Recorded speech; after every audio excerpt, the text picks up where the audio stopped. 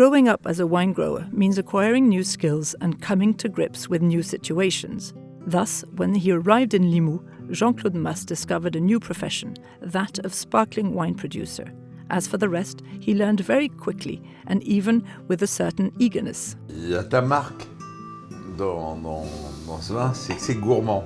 C'est gourmand, fruité, c'est expressif. C'est pas du tout un vin qui est dans l'austérité ou dans... c'est droit, mais en même temps, ça démontre quelque chose et ça le démontre avec élégance, harmonie, joie aussi. Moi, ce que je cherche dans mes bulles, c'est le fruit, mais la brioche aussi. Voilà. J'aime la brioche. Bon, c'est fou, on se croirait presque en Champagne ici, avec toutes ces bouteilles sur latte. Voilà, on est dans l'antre du chai historique de Martignoles, là où on fait nos créments, nos blanquettes, lieu historique, puisqu'on prétend être les premiers à avoir fait les vins effervescents en méthode traditionnelle.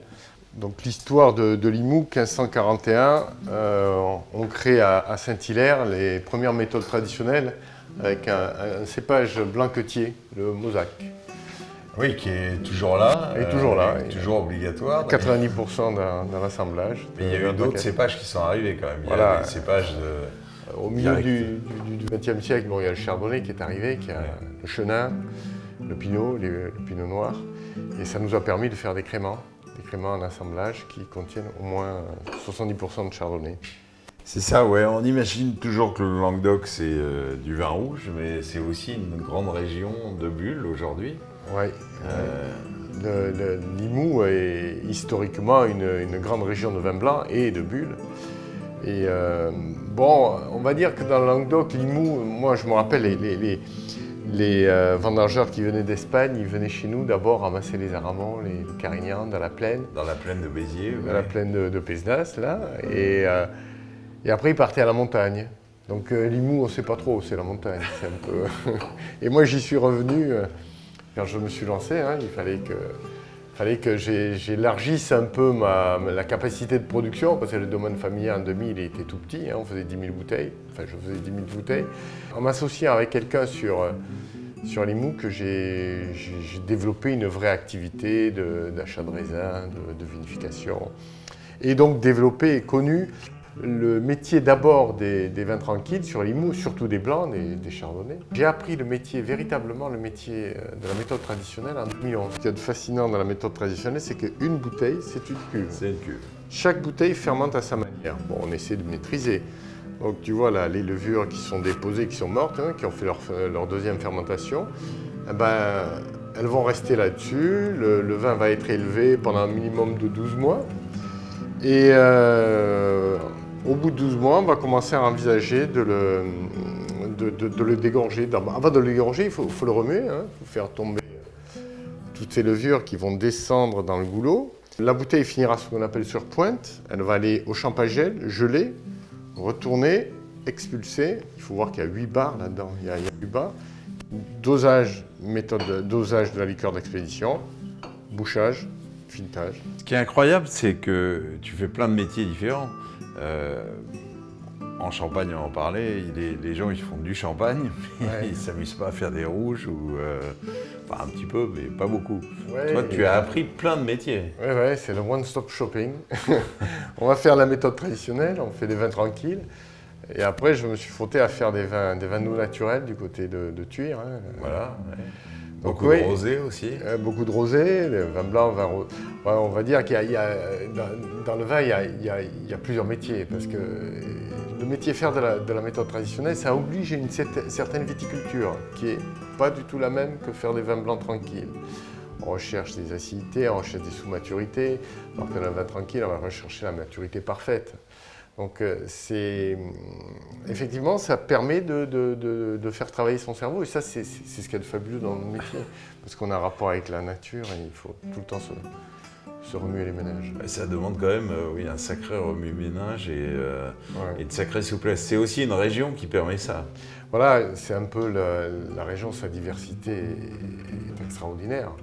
Et moi je dis toujours, planter une vigne ici c'est facile, lorsqu'on choisit le bon cépage, le bon terroir, le bon accès à l'eau, enfin, l'environnement, on peut faire venir tous les cépages. Et qui dit tous les cépages, dit faire tout type de vin. Je m'amuse à faire aujourd'hui des cépages italiens, une grande acidité comme les Montepulciano.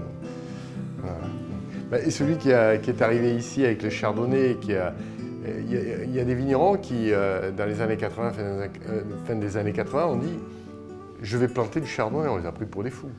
Another discovery, the old Rivesaltes and the natural sweet wine.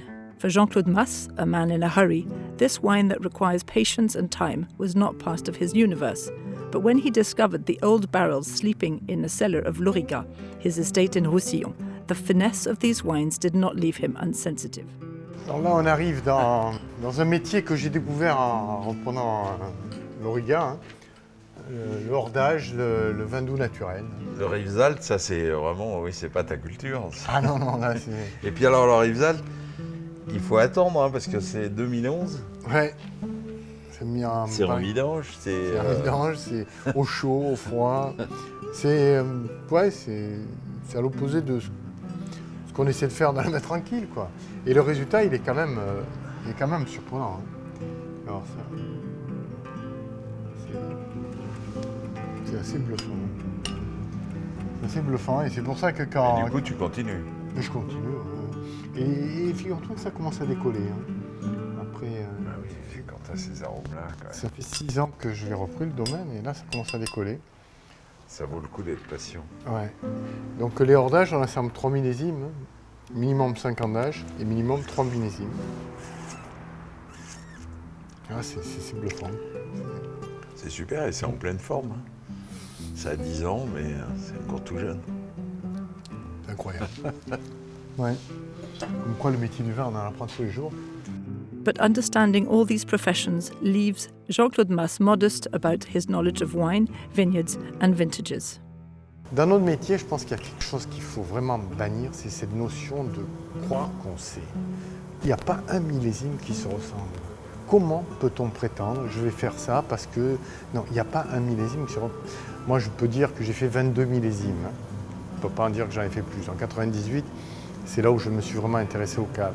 Mais il n'y en a pas un qui se ressemble. Mais pas un. Donc il y a déjà cette notion de...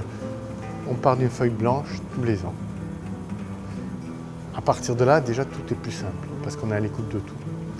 Ça, c'est une de mes forces. Après, il y a ce que j'aime ça, quoi. So, how to build and develop in this complex world of wine? As we shall see, Jean-Claude Mas has his own method.